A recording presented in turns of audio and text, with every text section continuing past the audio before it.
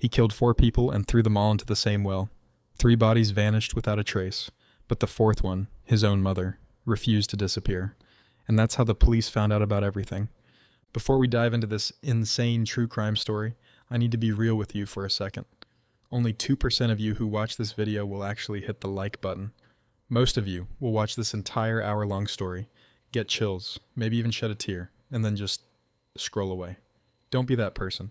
If this story grips you, and trust me, it will, show some love. Hit like right now.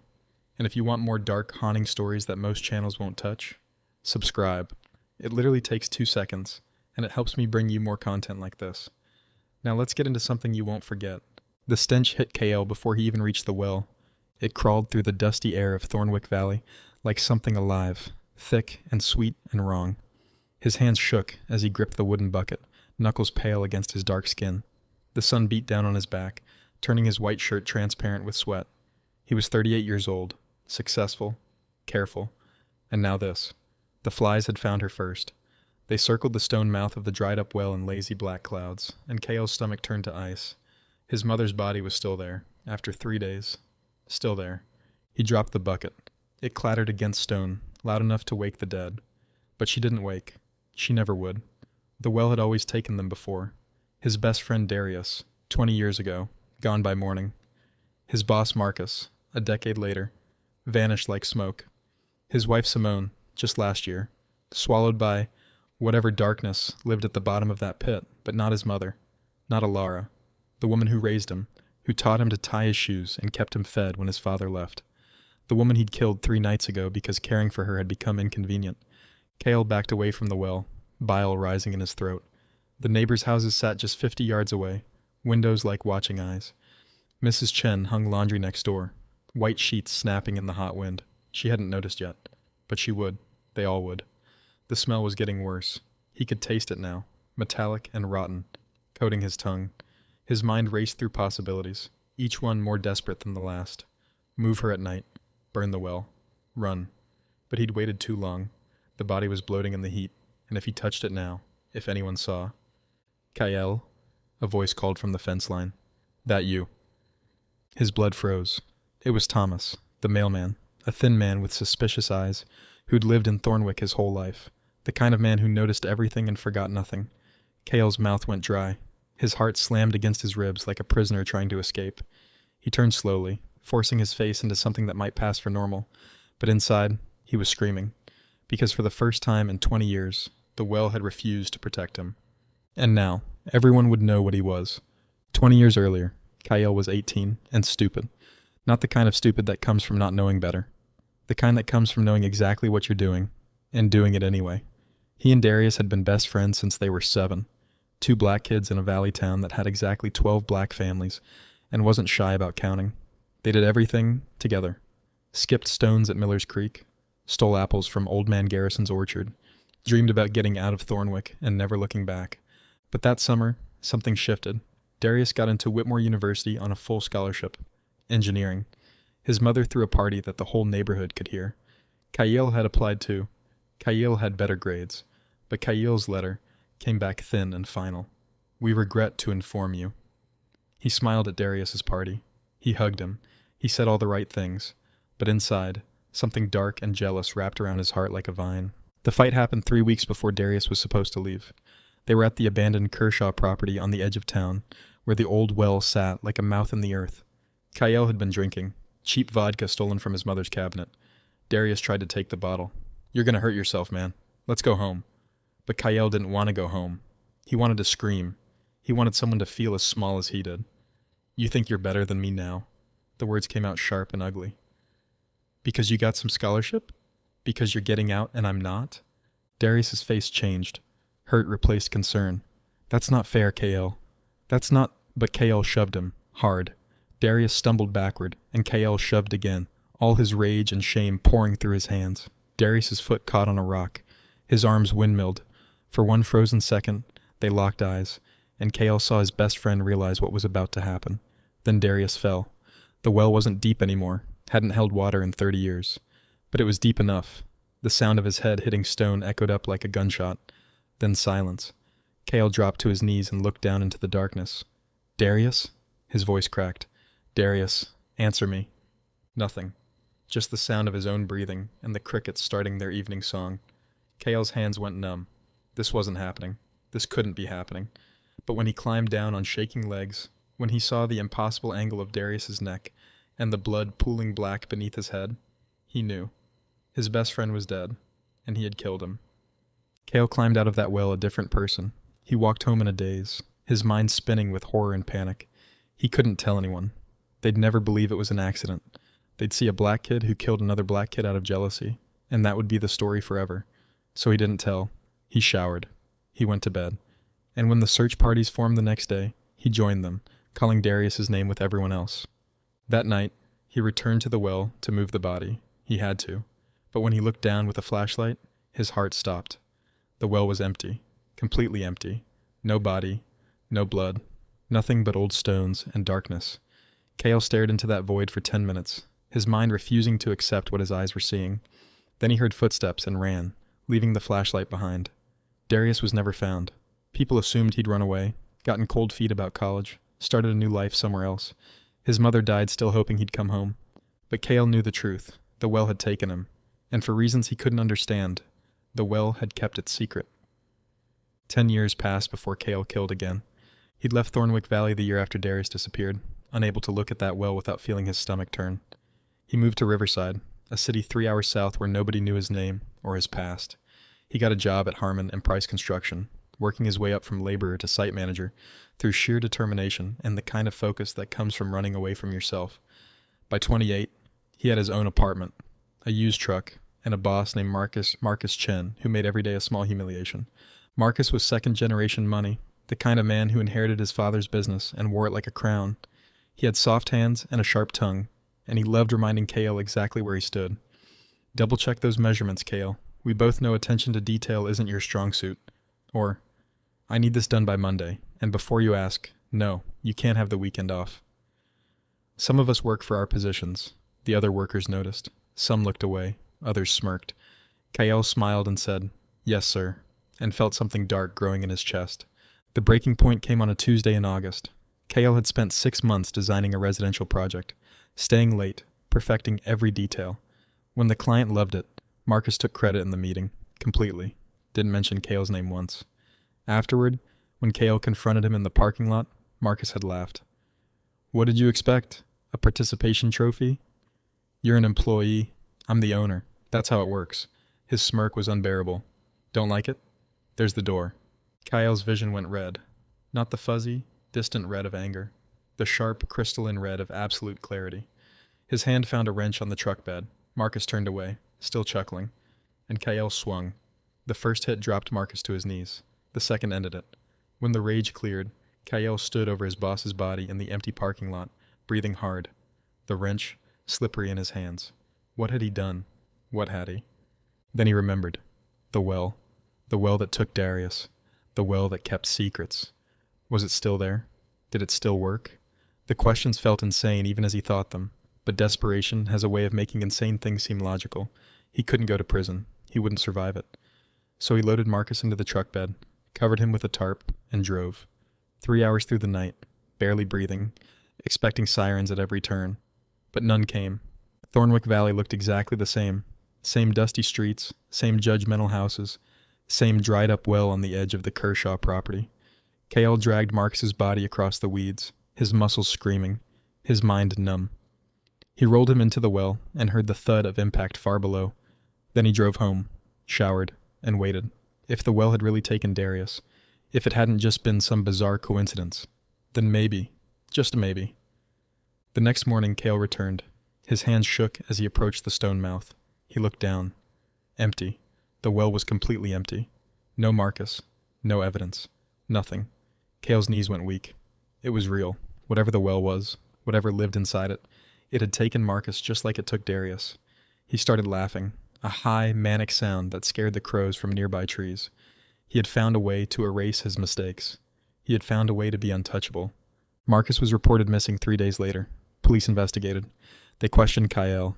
He played the worried employee perfectly, and when they found nothing, no body, no evidence, no clear motive, the case went cold. 6 months later, it was forgotten. And Kael learned a terrible lesson that day. Some people could get away with murder, if they were smart, if they were careful, if they had a will. Kael met Simone Laurent at a community art show in Riverside 3 years later. She was beautiful in a way that made him forget to breathe. Deep brown skin, natural hair twisted in elegant locks, eyes that seemed to see through every careful wall he'd built. She painted abstracts, splashes of color that somehow captured emotions he didn't have words for. When she smiled at him across the gallery, he felt something he hadn't felt in years. Hope. Maybe he could be normal. Maybe he could be good. Maybe loving someone could wash away the stains on his hands. Their wedding was small and perfect. Simone's family flew in from Quebec, speaking French and laughing with an ease Kael envied. His mother Alara came, older now, but still sharp-eyed, still watchful. She pulled him aside before the ceremony. "She's good for you," she said quietly. "Don't mess this up, Kael." He'd promised he wouldn't. He'd meant it. For 2 years, he kept that promise. They bought a small house in Riverside. Simone set up a studio in the spare bedroom. Kael got promoted to regional manager. They talked about children. They were happy. But happiness, Kael learned, requires honesty. And honesty was the one thing he couldn't give. The secrets ate at him in quiet moments. When Simone asked about his childhood, he gave her edited versions, stories without weight. When she wanted to visit Thornwick, he found excuses. When she pushed, and Simone always pushed, gently but persistently, he withdrew. The distance between them grew slowly, like roots cracking concrete. 1 inch, then another. Then suddenly, a canyon neither could cross. The argument started in year 3, small ones at first. Dishes, schedules, whose turn it was to call the plumber. But they escalated. Simone accused him of hiding something, of keeping her locked out of his real life. She wasn't wrong. Kael accused her of being demanding, of never being satisfied. He was deflecting. The love between them curdled into resentment, but neither knew how to let go. Kael had killed 2 people. The guilt made him cruel in ways he didn't recognize. And Simone, who'd never asked for any of this, bore the weight of his brokenness without understanding why. The final fight happened on a Thursday night in November. Simone had found old photos of Darius in a box Kael had hidden. "Who is this?" she asked, her voice soft with concern. "You never talk about him. What happened?" Kael felt the walls closing in. His breath came short. "Put those back," he said, too harsh, too sharp. But Simone didn't put them back. She held the photo gently, studying Darius's young face. "He looks like someone you loved. Why won't you?" "I said put it back." Kael snatched the photo from her hands, and something in him snapped completely. The argument exploded. Years of hidden poison finally erupting. Simone called him broken. He called her suffocating. She said she deserved better. He agreed, but with such venom that she flinched. Then she said the words that ended everything. "I want a divorce. I can't do this anymore. You won't let me in, and I'm tired of trying." Kael's vision tunneled. Not again. He couldn't lose again. Couldn't be left again. His hands found her throat before his brain caught up, and by the time he realized what he was doing, Simone's struggles had stopped.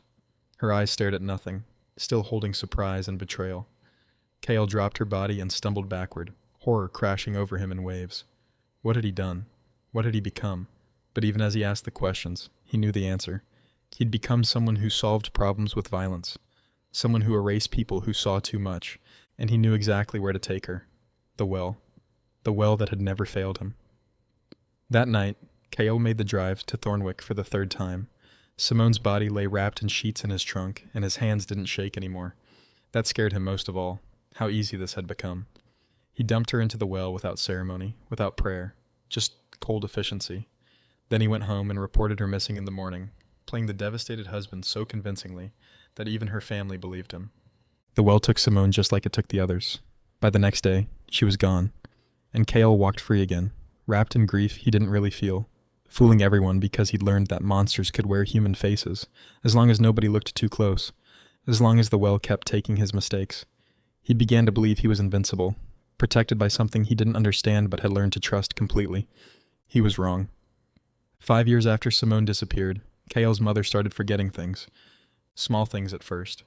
Where she'd put her keys, what day it was, whether she'd already called him that morning. Alara was 68, still living alone in the small house in Thornwick where Kael grew up. She'd been a nurse for 40 years, sharp and capable, the kind of woman who fixed problems instead of complaining about them. But age had come for her like a thief, stealing pieces of her mind one memory at a time. Kael noticed, during his monthly visits, the dishes piling up, the bills going unpaid, the way she repeated questions without realizing. By the time she was 70, she couldn't be alone anymore. The doctor said it plainly. Early onset dementia, progressing faster than usual. She needed full-time care, either a facility or family. The facility cost $7,000 a month. Kyle made good money now, managing multiple construction sites across 3 counties, but $7,000 a month would bleed him dry. And family? There was only him. No siblings, no cousins nearby. Just Kyle, a man who'd built a life on secrets and couldn't afford anyone looking too close at his past. He moved Alara into his house in Riverside. It seemed like the right thing to do, the good son thing to do. But Kyle had forgotten what it meant to care for someone who couldn't care for themselves. The constant questions, the wandering at night, the accidents that required cleaning up, the way she'd look at him sometimes with confusion, like she didn't quite remember who he was. It wore on him like sandpaper on wood, slowly stripping away his patience until only raw resentment remained. Alara asked about Darius one evening. They were eating dinner. Kale had made soup, though she'd forgotten and asked twice when food was coming. And out of nowhere, she said, "Whatever happened to that friend of yours? The smart boy, Darius." Kale's spoon stopped halfway to his mouth. His heart kicked hard against his ribs. "He moved away, Mama. A long time ago." But Alara frowned, her cloudy eyes searching his face. "That's not right. Something bad happened. I remember. There was something." She couldn't remember what. The thought dissolved like sugar in water, and she went back to her soup. But Kyle sat frozen, fear trickling down his spine like ice water. What if she remembered? What if somewhere in the fog of her failing mind she held pieces of truth that could destroy him? He couldn't take that risk. He couldn't. Over the next weeks, Alara became harder to manage. She'd wake him at 3 a.m, convinced strangers were in the house. She'd leave the stove on and nearly start fires. She'd cry without knowing why, reaching for comfort from a son who'd stopped knowing how to give it. Kale hired a daytime nurse, a kind woman named Patricia, who had endless patience. But Patricia cost money, and time, and Kale's carefully constructed life was cracking under the pressure. His work suffered. His boss asked pointed questions about his distraction. His friends, the few he'd allowed himself, stopped calling because he always canceled plans. Everything revolved around Alara, this fading woman who'd given him life and now demanded he give up his in return. The resentment curdled into something darker, something that whispered solutions he didn't want to hear. Until one night, he did. Alara had another episode, screaming about people who weren't there, hitting Patricia when she tried to calm her down. Patricia quit the next day, apologizing with tears in her eyes, but unable to continue. Kale stood in his living room, listening to his mother wail from the bedroom, and felt nothing but exhaustion. Bone-deep, soul-crushing exhaustion. He'd given up everything. His peace, his privacy, his carefully maintained distance from Thornwick and its memories. And for what? For a woman who barely knew him anymore? Who might accidentally reveal his darkest secrets? The thought came quietly, almost reasonably. The well had solved problems before. Why not this one? Kale pushed it away immediately, horrified at himself. This was his mother, the woman who'd raised him, but the thought didn't leave. It circled back, persistent and persuasive. She was suffering. He was suffering. The well would take her gently, wouldn't it? Like it took the others. She wouldn't feel anything. And everyone would understand. A woman with dementia wandering off, getting lost. Tragic but not suspicious. It would be a mercy. That's what he told himself. That's what he needed to believe as he planned how to do it. How to make it look natural. How to use the well one last time. His mother, who'd loved him despite everything. Who'd believed in him when no one else did. She would be the price of his continued freedom. And somewhere deep inside, the last good piece of Kyle Harmon screamed in protest. But he stopped listening to that voice a long time ago. He'd stopped listening the moment Darius's head hit stone. And now, there was no going back. Kyle chose a Sunday night in October. The weather was perfect, cool and dark, with low clouds that swallowed the moon. He told himself he was being practical, efficient. This was the smart choice for everyone involved. Alara had been increasingly agitated, barely sleeping, barely eating. Her mind was a maze she couldn't escape, and Kale convinced himself he was offering an exit. But his hands shook as he helped her into the truck, and some distant part of him recognized the shaking for what it was. The last gasps of a conscience he'd been drowning for 20 years. "Where are we going?" Alara asked, her voice childlike with confusion. She was wearing her favorite purple cardigan, the one with small flowers embroidered on the cuffs. Kale had made sure she was dressed warmly. Why? He didn't know. some instinct toward care even in the act of betrayal. "Just for a drive, Mama," he said softly. "You used to like drives at night. Remember?" She smiled, vague and distant. "I remember drives. With your father. He'd take us to see the fireflies." She touched the window glass gently, like she could reach through it to the past. The drive to Thornwick took 2 hours. Alara dozed in the passenger seat, her head tilted against the window, breath fogging the glass. Kyle drove in silence, the radio off, just the hum of tires on asphalt and the roar of his own thoughts. He could turn back. He could still turn back. Take her home, hire a better nurse, find another way. But the thought of more years, more episodes, more risk, it pushed him forward. Fear was a powerful engine, and KL had been running on fear for so long he'd forgotten what anything else felt like. Thornwick appeared like a ghost town in the darkness. The streetlights barely worked, and most houses had their curtains drawn against the cold night. KL drove to the Kershaw property, parking his truck behind a collapsed barn where no one could see it from the road. He killed the engine. The silence was absolute. Alara woke slowly, blinking in confusion. "Where are we?" Her voice held an edge of fear now, some animal instinct sensing danger. "It's okay," KL lied, helping her out of the truck. "We're just taking a short walk. I want to show you something." The well sat exactly where it always had, a patient mouth in the earth. KL led his mother toward it, one hand supporting her elbow as she shuffled through the dry grass. The stars were bright overhead, indifferent and cold. Alara stopped suddenly, maybe 10 feet from the well's edge. She looked at it, then at Kyle, and for just a moment, her eyes cleared. Really cleared, like someone had wiped fog from a window. "I know what you're going to do," she said quietly. The lucidity in her voice froze Kyle's blood. "Mama, you think I'm too far gone to understand, but I have moments, brief windows." Her hand tightened on his arm, surprisingly strong. "I see who you are, Kale. I've always seen it. Even when you were a boy, there was something cold, something missing." Tears ran down her weathered cheeks, catching the starlight. "I told myself I was wrong, that you'd grow out of it. But Darius didn't run away, did he?" Kale's throat closed. He couldn't speak, couldn't move. 20 years of secrets crumbling in her clear, sad gaze. "And your wife, and that boss of yours who disappeared." Alara's voice broke. "I'm not stupid, baby. I'm just old. There's a difference." She looked at the well, then back at him. "And now it's my turn, isn't it? Because I know too much. Because I'm a burden." The word burden hit Kyle like a fist. He'd never said it out loud, but she'd heard it anyway, in every sigh, every moment of impatience. "I'm sorry," he whispered, and meant it with every broken piece of himself. "I'm so sorry." Alara touched his face, her hand soft despite the trembling. "I'm sorry too. Sorry I couldn't fix whatever broke inside you. Sorry I'm not strong enough to stop this." She took a breath. "Will it hurt?" The question destroyed him. "No," Kale said, though he had no idea if it was true.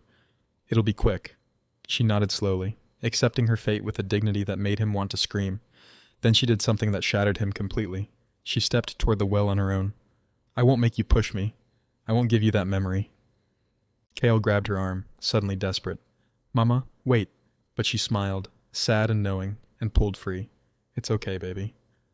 I'm tired. I've been tired for a long time." And then she stepped over the edge.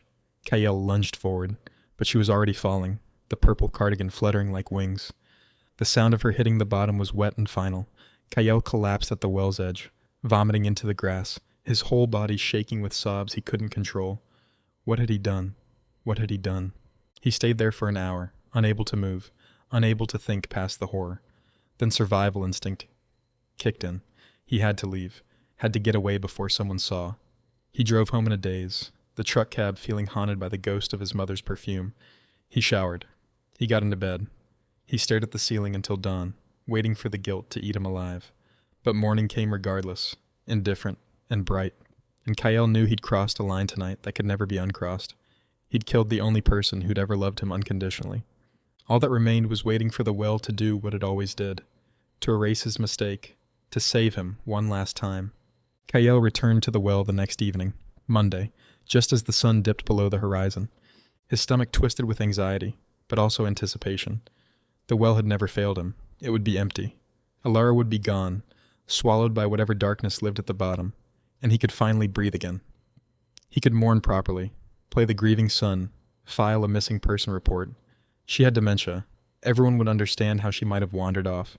It was tragic but believable. Perfect, in its horrible way.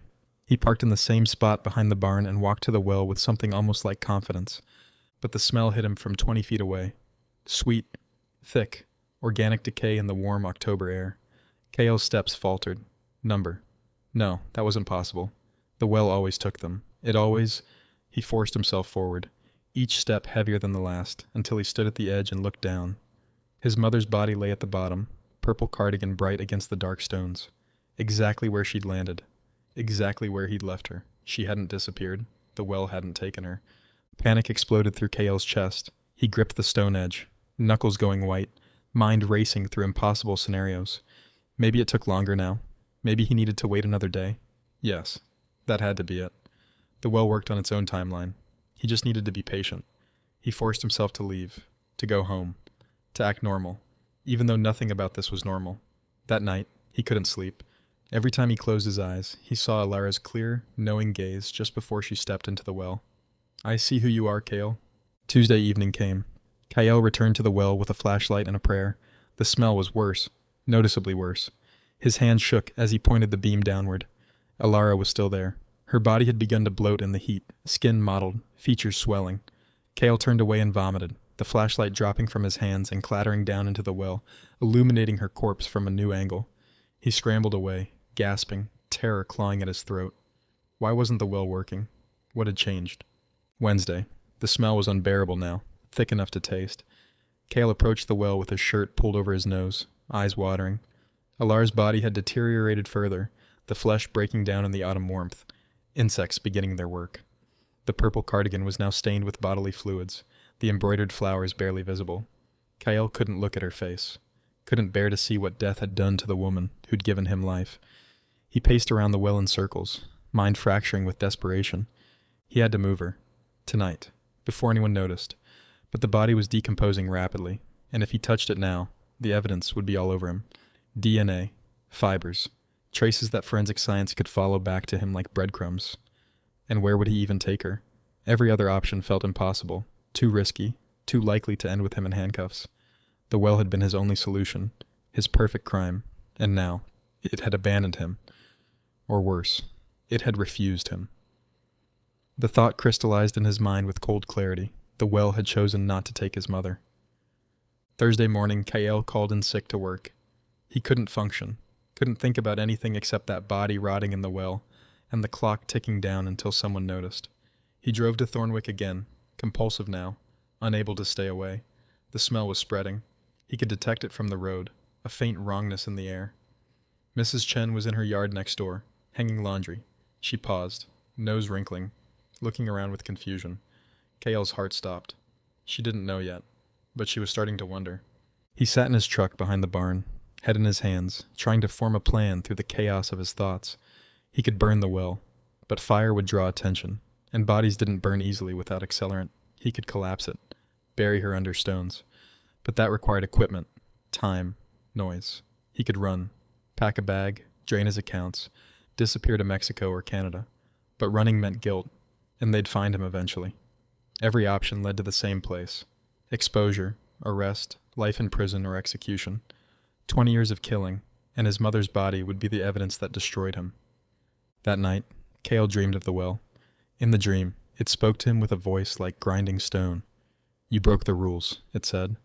Anger I understand, fear I accept, but this, cold calculation, convenience, the murder of love itself. The well's voice grew louder, angrier. I am not your tool. I am not your servant. I am judgment. And you, Kale Harmon, have been judged. He woke gasping, sheets soaked with sweat, his mother's voice echoing. I see who you are. Friday came, 5 days since Alara's death. The decomposition was advanced, the smell a physical presence. Kyle barely made it to the well before his legs gave out. He knelt in the grass, staring at his mother's corpse, and finally understood. The well had taken his victims because they were killed in passion, in conflict, in the heat of human emotion. Wrong, yes, but understandable. Human. But Alara? He'd killed her in cold blood, calculated, premeditated. He'd murdered love itself. sacrificed his own mother for convenience. That was a sin even the darkness couldn't swallow. I'm sorry, Kale whispered to the well, to his mother, to whatever god might be listening. I'm sorry, Mama. I'm so sorry. But sorry wouldn't bring her back. Sorry wouldn't make the well take her. Sorry was just empty air, and Kale finally understood that some things couldn't be fixed. Some lines, once crossed, left you stranded on the other side forever. He stood on shaking legs and walked back to his truck. As he drove away from Thornwick, he looked in the rear view mirror at the Kershaw property receding behind him, and saw Mrs. Chen standing at the fence line, one hand shading her eyes, staring directly at the old well. Their eyes met in the mirror for just a second. Then she turned and walked quickly toward her house, her pace just a little too fast to be casual. Kale's blood turned to ice. She'd found the smell. She knew something was wrong. And in a town like Thornwick, where everyone knew everyone, and secrets lasted about as long as morning dew, it was only a matter of time before someone came looking. Kale drove home in silence, his hands white-knuckled on the wheel. He'd been so careful for so long, so meticulous, and now it was ending because of the one person who deserved his protection. The irony was almost funny. Almost. He pulled into his driveway as the sun set, painting the sky in reds and oranges that looked like fire, like judgment, like the end of everything. His phone sat on the passenger seat, silent, but he knew that silence wouldn't last. Soon it would ring. Police, questions, the unraveling of his entire life. The well had refused to save him, and now, Kyle would have to face what he'd become. Saturday morning, Kale woke to pounding on his door. His heart kicked into overdrive before he was fully conscious. The pounding came again, official, insistent. Through the window, he saw the black and white sheriff's vehicle parked at his curb, and his stomach dropped like a stone. This was it. They'd found her. Someone had called. His world was ending in real time. Kale pulled on jeans and a t-shirt with shaking hands, trying to assemble his face into something resembling innocent confusion. He'd practiced this, prepared for this. But theory and reality were different animals, and reality had teeth. Sheriff Marcus Okoye stood on the porch, a tall black man with graying temples and eyes that had seen too much to be fooled easily. Kale had known Marcus growing up, back when Marcus was just a deputy and Thornwick felt smaller. "Morning, Kale," Marcus said, his tone professional but not unkind. "Sorry to bother you so early. Can we talk?" Kale's throat was desert dry. "Of course. What's this about?" He kept his voice steady, concerned, but not panicked. Marcus studied him for a long moment. "It's about your mother. When's the last time you saw Alara?" The question hung in the air like smoke. Kale's mind raced through possibilities, calculations, lies that might hold together under scrutiny. "Last Sunday," he said carefully. "I brought her groceries, stayed for dinner." "Why? Is she okay?" The concern in his voice sounded genuine even to his own ears. Years of lying had made him a skilled performer, but Marcus's expression didn't change. "She's been reported missing. Mrs. Chen from next door called it in yesterday evening. Said she hadn't seen Alara in days, and there's a smell coming from the old Kershaw property. You know anything about that?" Kale's pulse thundered in his ears. He forced himself to look confused, then worried. "Missing?" "No, she's been staying with me in Riverside. The dementia was getting worse, so I moved her in a few months ago." The lie came smoothly, practiced. "I should have called her neighbors, let them know. I didn't think—" He let his voice crack slightly. "God, they must be worried. Can I call Mrs. Chen? Explain?" Marcus watched him with those sharp, patient eyes. "That would be good. But Kale, I need to ask, have you been back to Thornwick recently? Anyone see your truck around town?" The trap was obvious. If he lied and someone had seen him, he was finished. If he admitted it, he had to explain why. Kale chose the middle path. "I drove through a few days ago," he said, meeting Marcus's eyes. "Couldn't sleep, felt nostalgic. Drove around the old neighborhoods. Why? It was thin. Barely believable. But Marcus just nodded slowly. "You didn't stop anywhere? The Kershaw place, maybe?" Kyle forced a confused laugh. "That abandoned property?" "Number. Why would I?" The sheriff was silent for a moment that stretched too long. Then, "We'll need to check it out. The smell Mrs. Chen mentioned. Could be an animal died in that old well." "You remember that well?" Oh, Kale remembered. "Yeah," he said quietly. "We used to play near there as kids. Me and Darius." He said the name deliberately, testing to see if Marcus would react. But the sheriff just nodded. "I remember Darius. Good kid. Shame he disappeared like that." Another pause. A lot of things disappear in this town, seems like. People. Answers. The words felt loaded, accusatory, but Marcus's face remained neutral. Anyway, I'll head back to Thornwick. Check out that well. If your mother's really in Riverside, we'll get this cleared up quick. You mind if I talk to her? Just to confirm. Cale's heart stopped. She's sleeping, he said quickly, and she gets confused easily. Maybe later this afternoon? Marcus studied him again, and Cale could feel the sheriff's instincts working, catching on something that didn't smell right. Sure, Marcus said finally. I'll call around 2. Have her ready to talk, yeah? It wasn't a request. Cale nodded, mouth too dry to speak. Marcus turned to leave, then paused. Cale, if there's anything you need to tell me, now would be the time, before things get complicated. The offer hung there, genuine and terrifying. Cale could confess, right now. End this. But 20 years of self-preservation screamed at him to stay quiet, and self-preservation always won. Nothing to tell, Cale said. Just worried about my mama. Let me know what you find. Marcus held his gaze a moment longer, then nodded and walked to his car. Cale watched him drive away, then closed the door and slid down it to the floor, his whole body shaking. 2 o'clock. He had until 2 o'clock to figure out how to produce a mother who was rotting in a well 3 hours away. There was no way out, no clever solution, no last-minute miracle. The walls were closing in, and Cale could feel them pressing against his chest, stealing his air. He pulled out his phone and stared at it, considering calling a lawyer. But what would he say? Hi, I need legal representation because I've been a serial killer for 20 years and finally got caught. The absurdity would be funny if it wasn't so terrifying. Instead, he called his office and quit his job, effective immediately. Personal emergency. They didn't need details. Then Cale did something he hadn't done since he was a child. He prayed. Not to God. He'd abandoned any claim to divine mercy decades ago. He prayed to the well, to whatever darkness lived at the bottom. Please, he whispered into his empty living room. Please take her. I know I don't deserve it. I know what I am, but please. The house was silent except for the ticking of the wall clock, counting down the minutes until 2 o'clock, until exposure, until the end. And in that silence, Cale finally understood that the well wasn't magic. It had never been magic, it was judgment. It took those killed in passion because passion was human, understandable, forgivable in its way.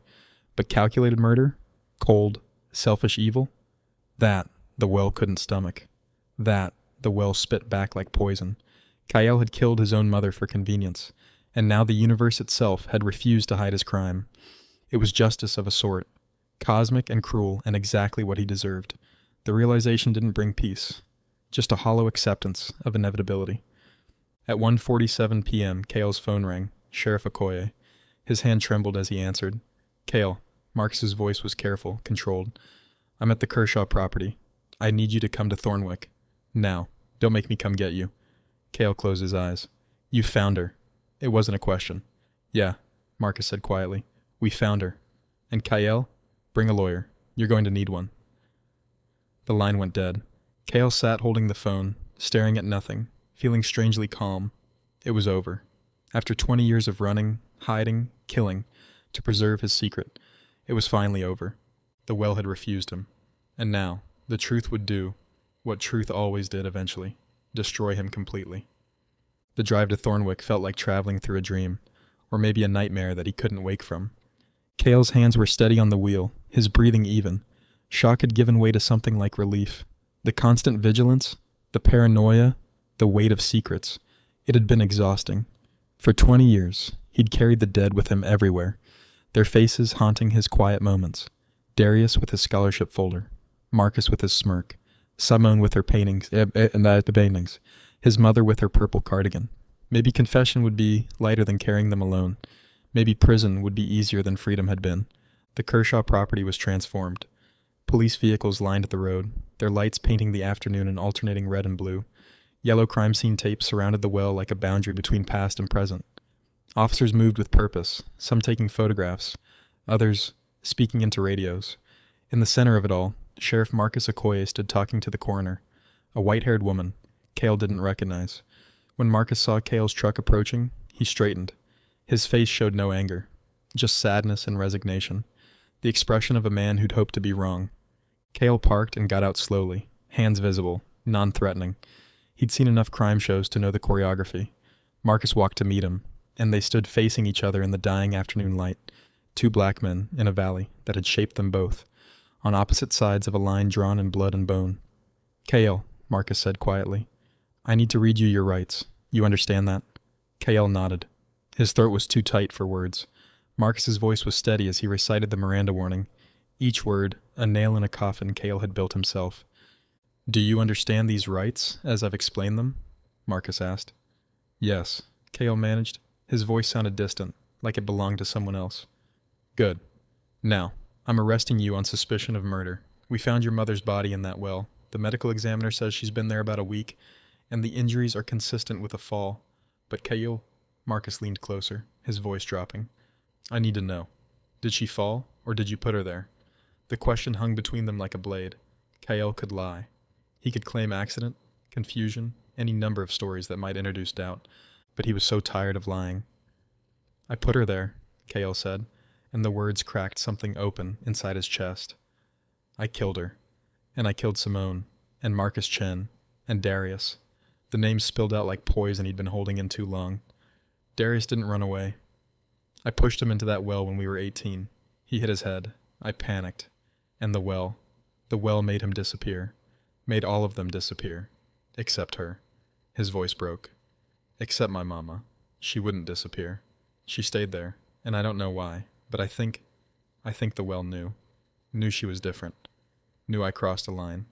Sheriff Okoye's face had gone carefully blank, the professional mask of an officer, processing an unexpected confession, but his eyes showed shock, horror, grief for the boy he'd known becoming the monster before him. Kyle, he said carefully, I need you to stop talking until your lawyer arrives. Anything you say. But Kale shook his head. I don't want a lawyer. I want to tell the truth. All of it. Please. I need someone to know. His eyes filled with tears. I need someone to witness what I am, what I've done. I've been alone with it for so long. Marcus hesitated, torn between protocol and the desperate human need in Kale's voice. Then he pulled out a recorder, hands shaking slightly. This is Sheriff Marcus Okoye, recording a voluntary statement from Kale Harmon on Saturday, October. He gave the date, the time, the location. Then he looked at Kale. Start at the beginning. Tell me everything. And Kale did. He spoke for 2 hours straight, the words pouring out like blood from a wound. He described the fight with Darius, the jealousy that had poisoned their friendship, the years of guilt, the escalation with Marcus Chen, the rage and shame that culminated in violence. He talked about meeting Simone, about loving her and failing her, and ultimately destroying her because he couldn't let her see his truth. And finally, he described his mother, her dementia, his resentment, the cold calculation that led him to murder the only person who'd ever loved him unconditionally.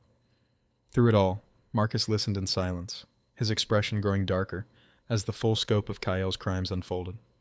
Other officers had gathered nearby, listening in stunned disbelief. This wasn't the Kyle they'd known. This was a stranger wearing a familiar face. When Kyle finished, his throat was raw, and his eyes were dry.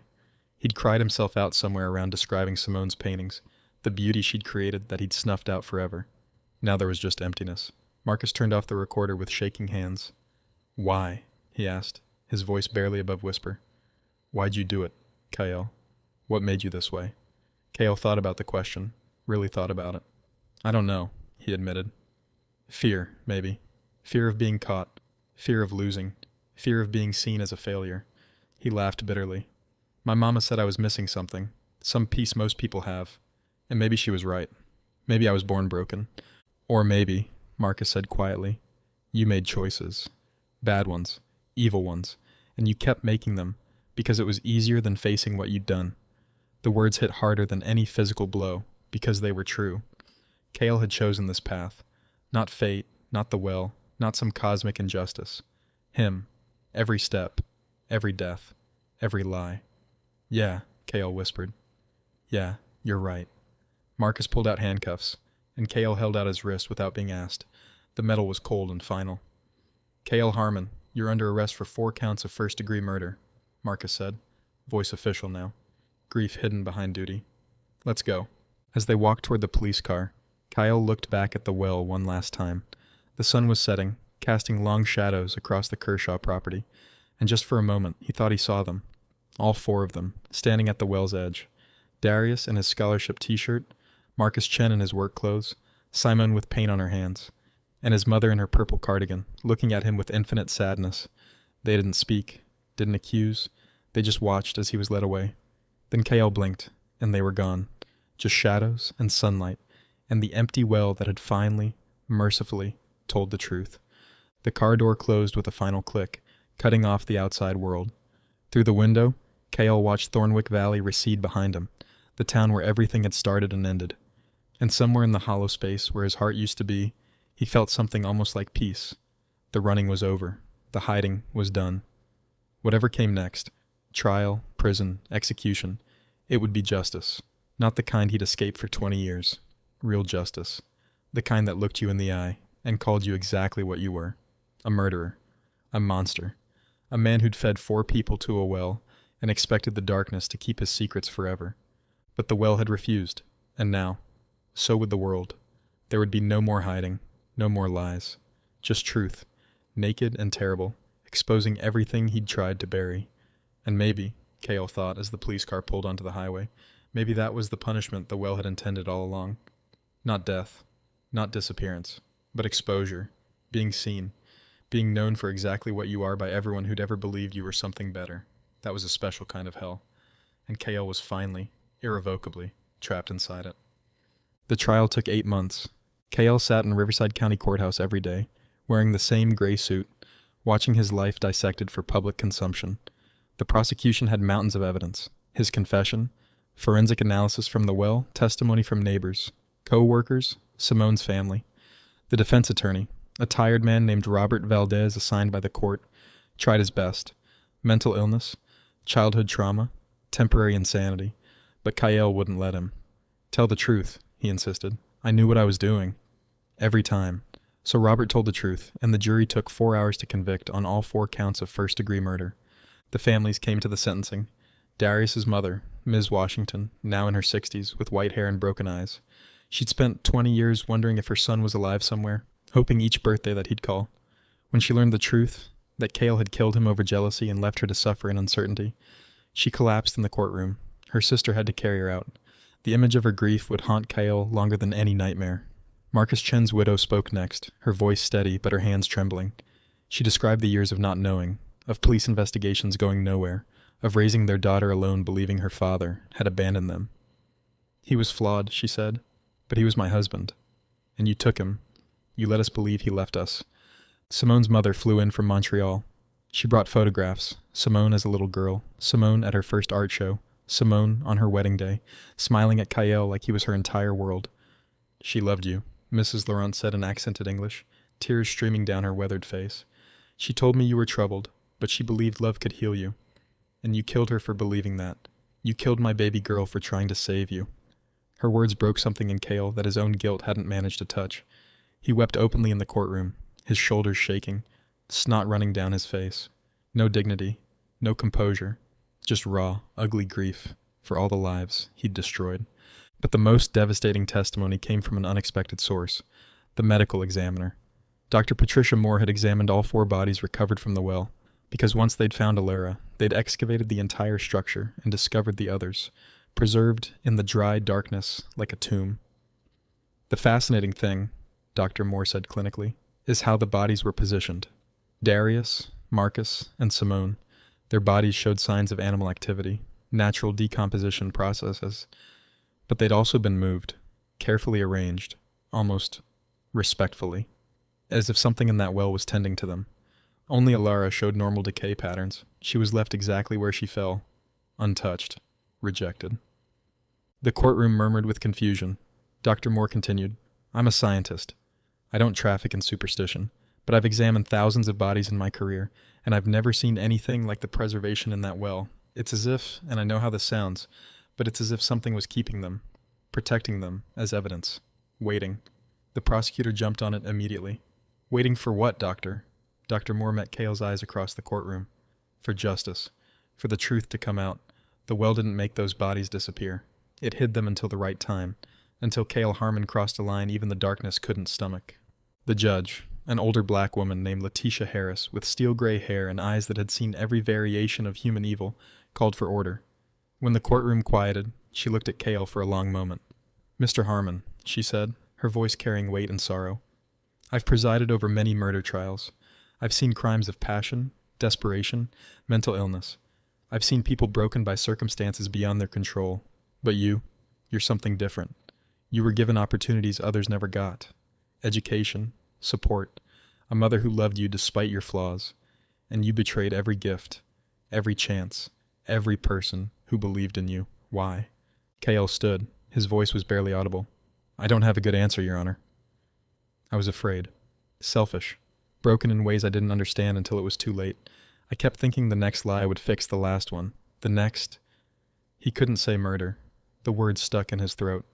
I thought I could control it. Control the consequences. But you can't. The well taught me that. Some truths refuse to stay buried. Judge Harris nodded slowly. The well. She repeated the words like they meant something more than just a hole in the ground. The prosecution has asked for the death penalty. Given the premeditated nature of these crimes, especially the murder of your mother, they have a strong case. Do you have anything to say before I pass sentence? Cale thought about what to say. He could beg for mercy he didn't deserve. He could try to explain the inexplicable. But in the end, only one thing felt true. I hope my mother forgave me, he said quietly, before she died. Before she stepped into that well, she said she was tired, that she wouldn't make me push her. She made it easier on me, even when I was murdering her. His voice cracked. That's who she was. That's who I killed. If you give me the death penalty, I won't fight it. It's what I deserve. All I ask is that you tell the families. Tell them I'm sorry. Tell them every day for 20 years I've carried their loved ones with me. It didn't help them, but I want them to know they were never forgotten. The courtroom was silent, except for quiet sobbing from the families. Judge Harris closed her eyes briefly, as if gathering strength. Then she delivered her sentence. Kayel Harmon, I hereby sentence you to 4 consecutive life sentences without the possibility of parole. You will spend the rest of your natural life in prison. The jury has recommended against the death penalty, not out of mercy, but because they believe living with what you've done is the greater punishment. I concur. You will have decades to think about your mother's forgiveness, about the lives you stole, about the monster you became. May that reflection bring you no peace. The gavel fell. Final. Absolute. Kayel was led from the courtroom in chains, past the families he'd destroyed. Ms. Washington spat at him. The saliva hit his cheek, and he didn't wipe it away. He deserved worse. Outside, the news cameras caught him being loaded into a transport van. Headlines would scream about the well killer and the bodies that wouldn't stay hidden. His face would be on every station, every website, a cautionary tale about evil hiding in plain sight. But Kayel barely noticed. He was thinking about the well. In prison, Kayel read everything he could about the Kershaw property. The well had been dug in 1847 by settlers moving west. It had provided water for the community for 60 years before running dry in 1910. Since then, dozens of animals had fallen in. Dogs, cats, even a horse once. But in all that time, only one human death had been recorded. A drunk man in 1923 who stumbled in and broke his neck. The body was found immediately. No mystery, no disappearance. Just tragedy and consequence. So why had it hidden Kale's victims? Why had it refused his mother? The prison library had a book on local folklore, and Kale read it cover to cover, searching for answers. One passage made him stop cold. It was about indigenous beliefs from the Ohlone people who'd lived in the valley, centuries before white settlers arrived. They believed certain places held spiritual power, sacred groves, ancient trees, deep wells. These places could judge the intentions of those who used them, feed them honestly, treat them with respect, and they'd provide. Abuse them, pollute them with selfish violence, and they'd turn on you. The well, the text suggested, might have been one such place.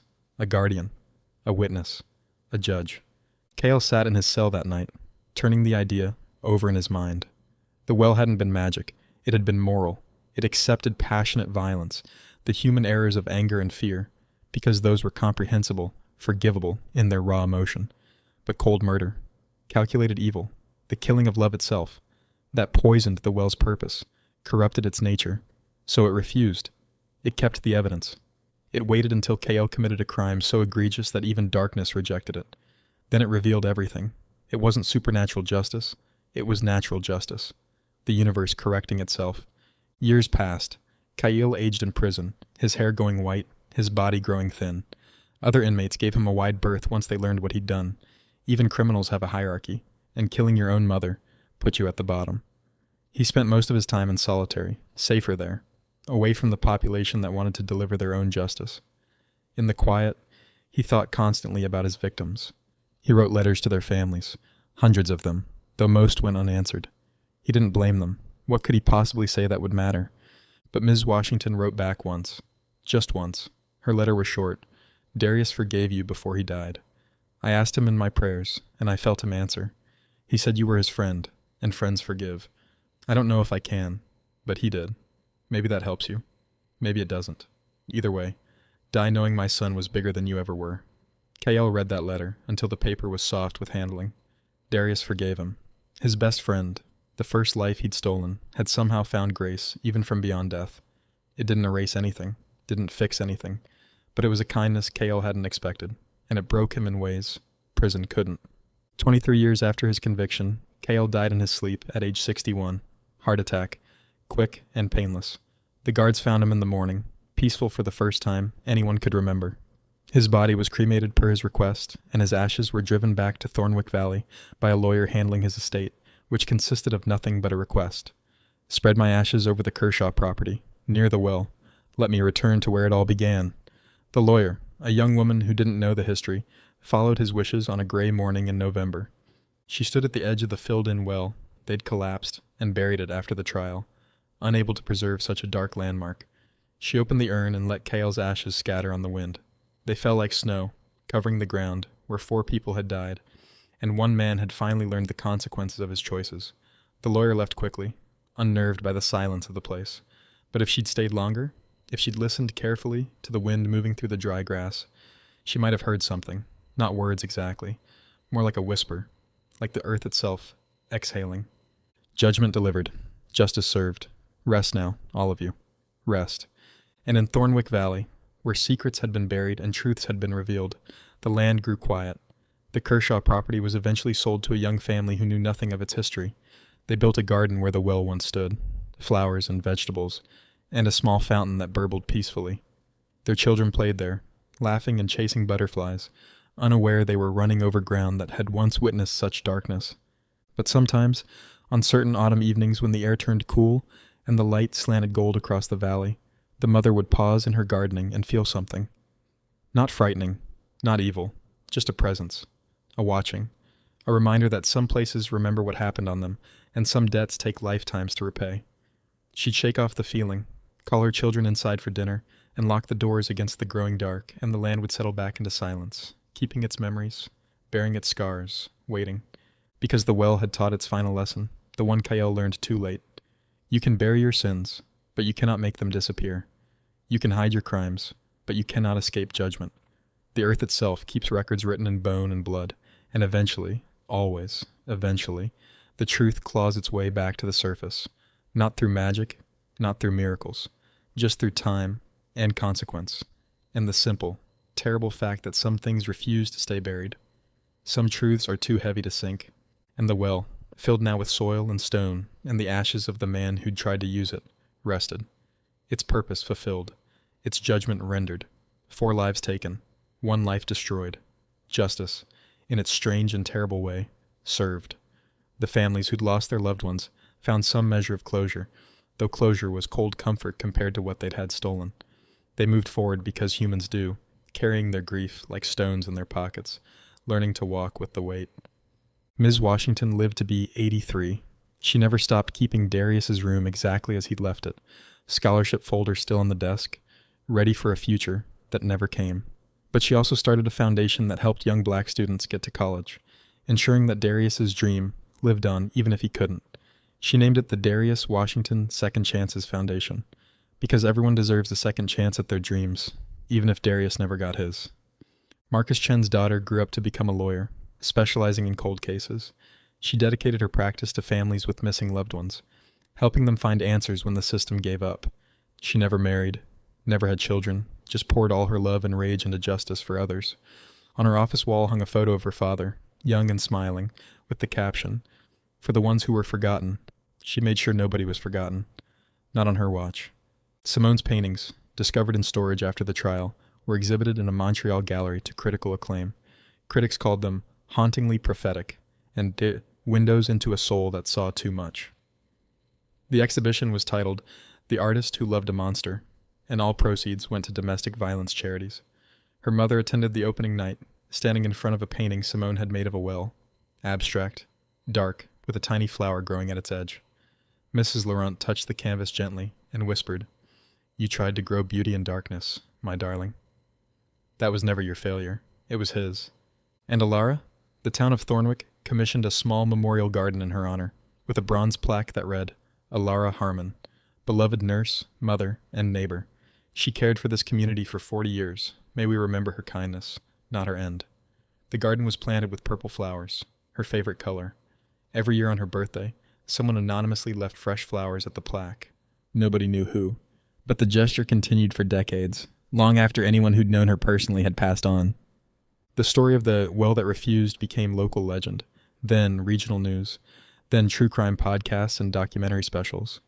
Amateur detectives debated whether the well really had supernatural properties, or if the body's preservation was just unusual geology and good luck. Scientists studied the soil composition. Folklorists interviewed elders about the valley's history, but none of them really understood what had happened, because the truth wasn't in the science or the superstition. The truth was simpler and more profound.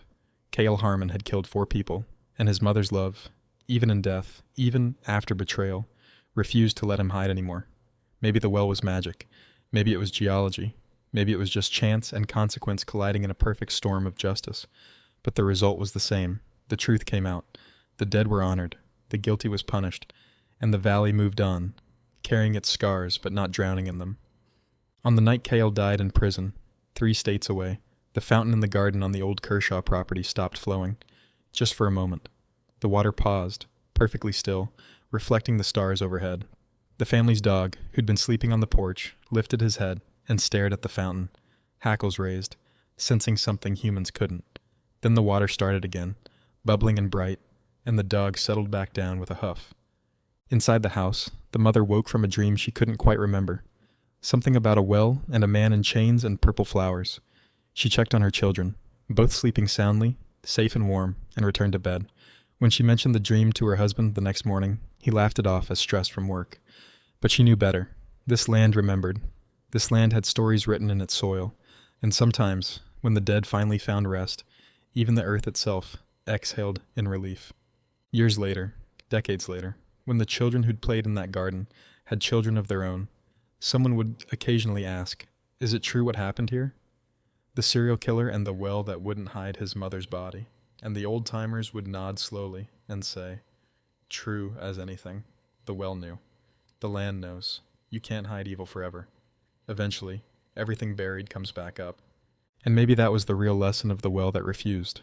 Not that supernatural forces police our morality, but that truth has weight, and weight eventually breaks through any barrier we build around it. We can run from our sins, but they follow us like shadows. We can bury our guilt, but it grows like roots beneath the surface. And one day, tomorrow, or 20 years from now, the ground will split open, and everything we thought we'd hidden will spill out into the light. Cale Harmon learned that lesson in the worst way possible, but his story became a warning for others. Choose carefully what you bury, because the earth keeps records, and justice may be slow, but it's patient. It can wait decades if needed. It can wait until you feel safe, untouchable, invincible.